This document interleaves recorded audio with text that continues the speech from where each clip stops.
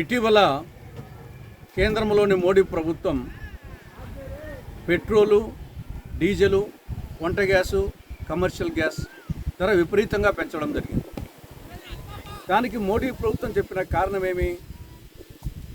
America Iran యుద్ధం కారణంగా అంతర్జాతీయ మార్కెట్లో ముడి చమురు ధర భారీగా పెరిగింది.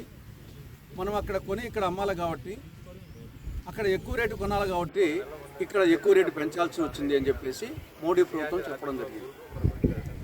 ఆ సాకు చెప్పి పెట్రోల్, డీజిల్ ధర ఏమో లీటర్కి 8 రూపాయలు పెంచారు.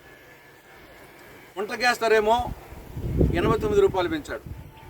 కమర్షియల్ గ్యాస్ ధర ఏమో 1390 రూపాయలు పెంచాడు. సరే, నిజమే అనుకొని ప్రజలు భరించారు. కానీ ఇప్పుడు అమెరికా ఇరాన్ మధ్య శాంతి ఒప్పందం కుదిరింది.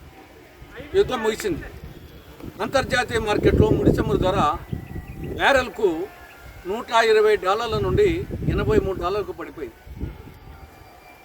మరి మన పెంచినప్పుడేమో పెంచారు, ఇప్పుడు తగ్గించినప్పుడు తగ్గించాలి కదా.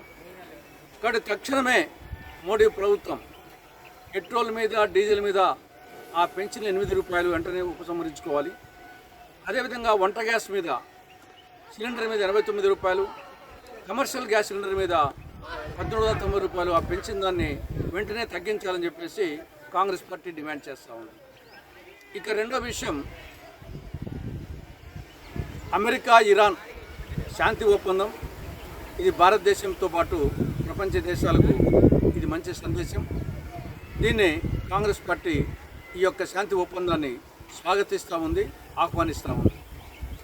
ఇక మూడవ అంశం, కాక్రోచ్ జనతా పార్టీ వ్యవస్థాపకుడు అభిజిత్ దీప్కే మీద మొన్న రాజస్థాన్ రాష్ట్రంలోని జైపూర్లో కొందరు దుండగులు దాడి చేయడం జరిగింది. దీన్ని కాంగ్రెస్ పార్టీ ఖండిస్తూ ఉంది. ప్రజాస్వామ్యంలో ఏ పౌరునికి కూడా ప్రజాస్వామ్యబద్ధంగా, శాంతియుతంగా, గాంధేయ మార్గంలో నిరసన చేసే హక్కు, తన అభిప్రాయాలు చెప్పే హక్కు ఉంది. అటువంటి భావ ప్రకటన స్వేచ్ఛను హరించడం ఏమాత్రం సమంజసం కాదు. అందువల్ల కాంగ్రెస్ పార్టీ దీన్ని పూర్తిగా ఖండిస్తూ ఉంది, ఇటువంటి అప్రజాస్వామిక చర్యలు.